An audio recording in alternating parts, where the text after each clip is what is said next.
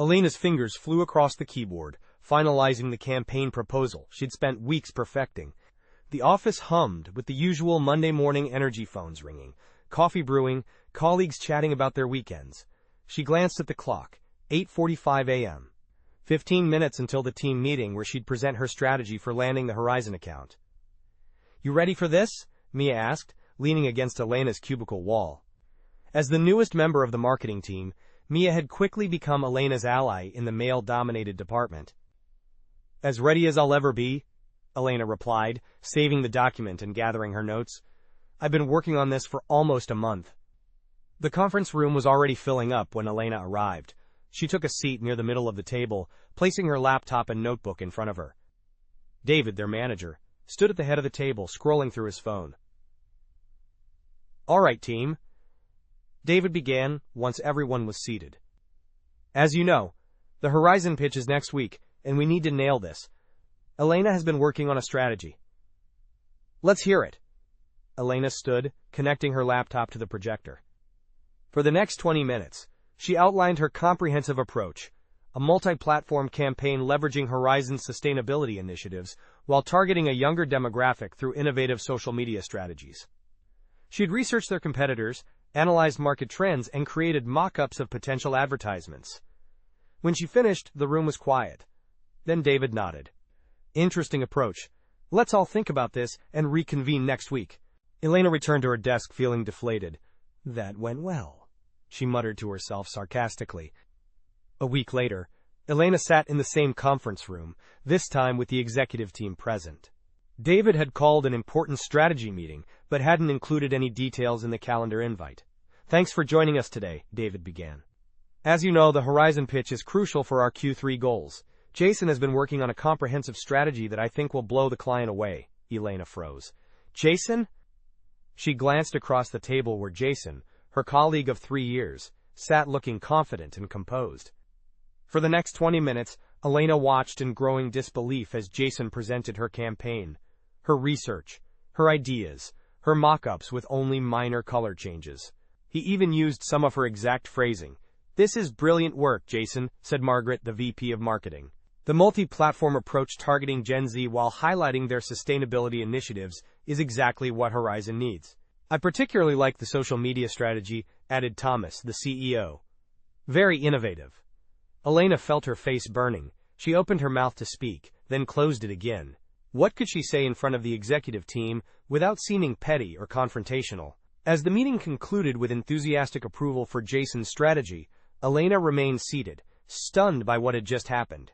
"Great job, team," David said, gathering his papers. "Elena, can you help Jason prepare the final presentation materials for the client meeting?" The request hit her like a slap. Not only had her work been stolen, but now she was expected to help the thief prepare to present it. "I don't understand," Elena said later that day, cornering Jason in the break room. "That was my campaign strategy, my research, my ideas." Jason stirred creamer into his coffee, looking unconcerned. "We all contributed to the brainstorming sessions, Elena. I just pulled everything together in a way that resonated with the team." "But those weren't brainstorming ideas.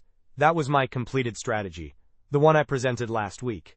Jason sighed, lowering his voice. "Look, this is a team effort. Who gets credit isn't important as long as we land the client, right? Don't be so sensitive." Before Elena could respond, David entered the break room. "Everything okay here?" "Fine," Jason replied smoothly. "Just discussing the Horizon presentation." "Good." "Jason, the executive team was really impressed. This could mean big things for your career here." David clapped him on the shoulder before grabbing a coffee and leaving. That night, Elena couldn't sleep. She kept replaying the meeting in her mind, thinking of all the things she should have said. By morning, she decided to speak with David privately. Elena took a deep breath. "I wanted to talk about the Horizon campaign. The strategy Jason presented yesterday was actually mine. I created it and presented it last week." David leaned back in his chair. "Elena, marketing is collaborative. Everyone contributes ideas." David's expression hardened slightly. "Look, I understand you're disappointed, but Jason pulled everything together in a way that impressed the executives. That's what matters. We need to be team players here, not worry about who gets credit." "Elena," David cut her off, "this attitude isn't helpful. Focus on supporting the team for the client pitch rather than these territorial concerns, okay? It wasn't okay. Not remotely. But Elena nodded and left his office, feeling dismissed and diminished. Over the next few weeks, Elena began noticing a pattern. In meetings, she would make a point only to be ignored, then watch as a male colleague. Often Jason would make the same point minutes later and receive enthusiastic agreement. Her emails with suggestions were met with lukewarm responses, while identical ideas from her male counterparts were praised as innovative. She started keeping a log in a notebook, documenting instances of her contributions being overlooked or attributed to others. The list grew longer each week. "You're not imagining it," Mia told her over lunch one day. "I've noticed it too. It's like you're invisible until a man repeats what you've said." "It's called repeating," Mia said, showing Elena an article on her phone. "When a woman suggests an idea that's ignored, then a man suggests the same thing and gets credit." Elena read the article, then searched for more.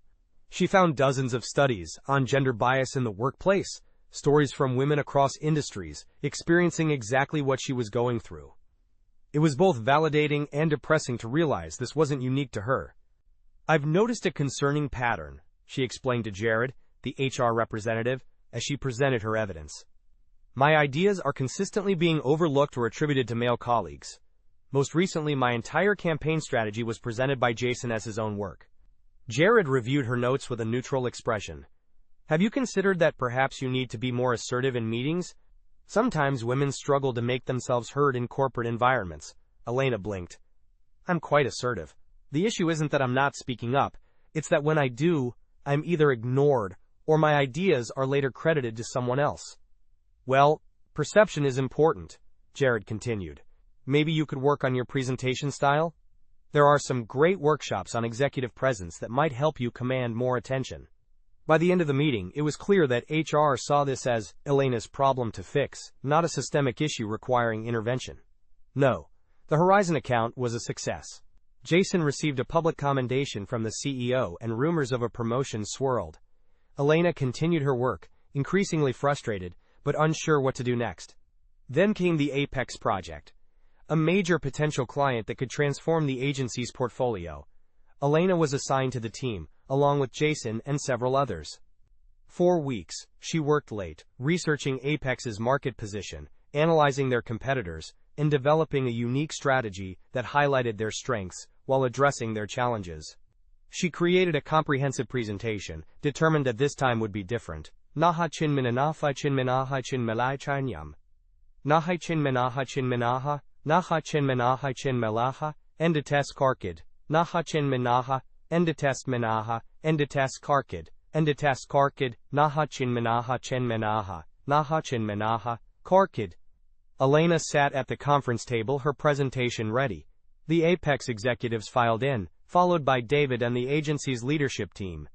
"Before we begin," David said, "I want to introduce Jason, who has developed an innovative approach for your brand."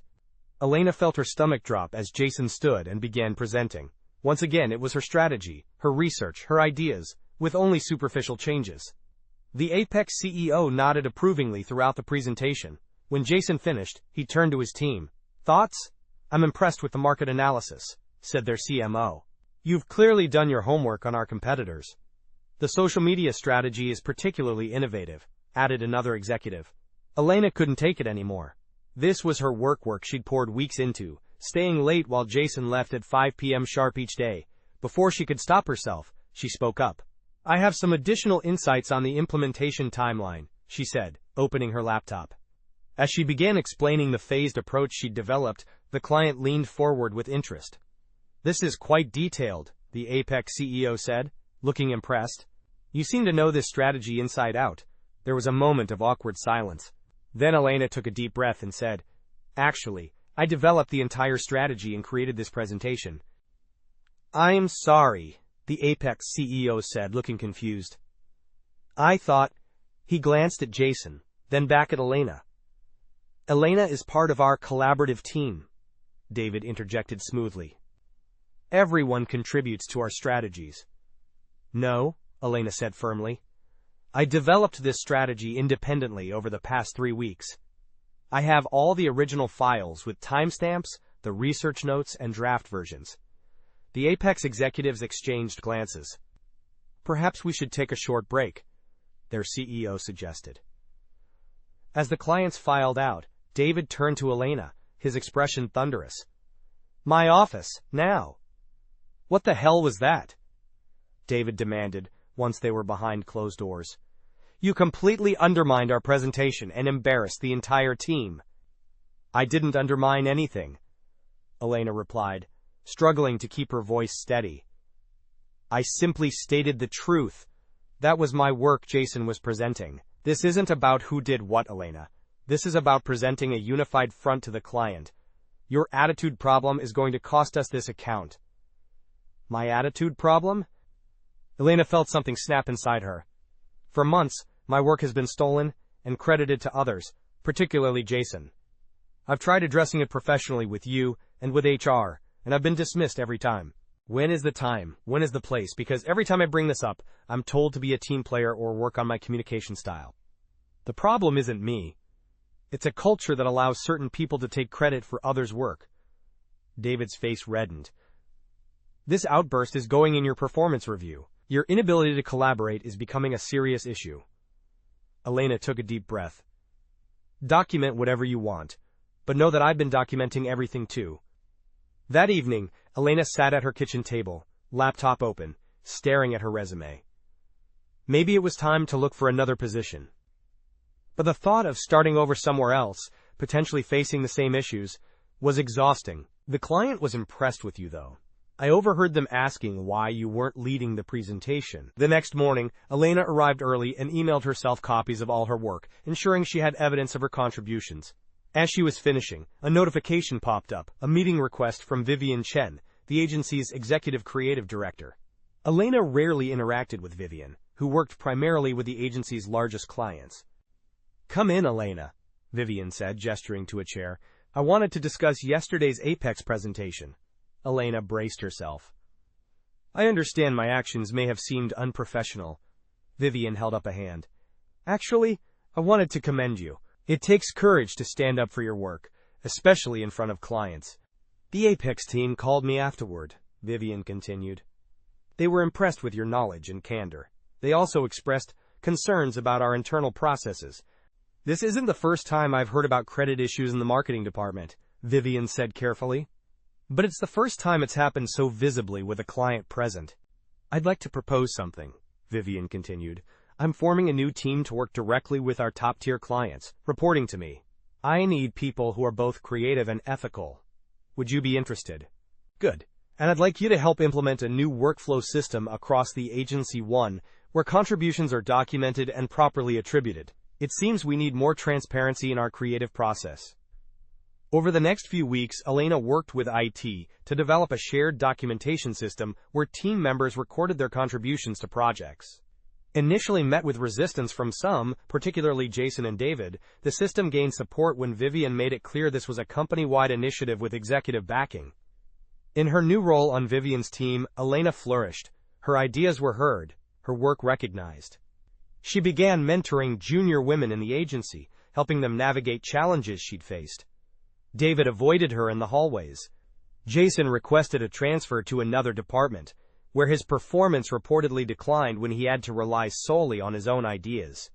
6 months later, Elena presented a successful campaign strategy to a major client, her name clearly on the presentation, her role as lead strategist unquestioned.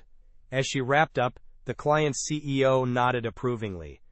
Walking back to her office afterward, Elena passed the conference room where she'd once watched Jason present her ideas as his own. Through the glass, she could see a young woman presenting to a team, her expression earnest and passionate. Elena paused, then entered the room. Sorry to interrupt, but I wanted to acknowledge what an innovative approach this is. Could you tell us more about how you developed it? The young woman's face lit up as she began explaining her strategy in detail. Elena caught Vivian watching her from the doorway, a knowing smile on her face. Some battles were won through confrontation. Others were won by changing the system itself, one meeting, one acknowledgement, one ally at a time. Behia Vivian Gianzerbosch's caution. The invisible employee had not only become visible, she had made sure others would be seen too.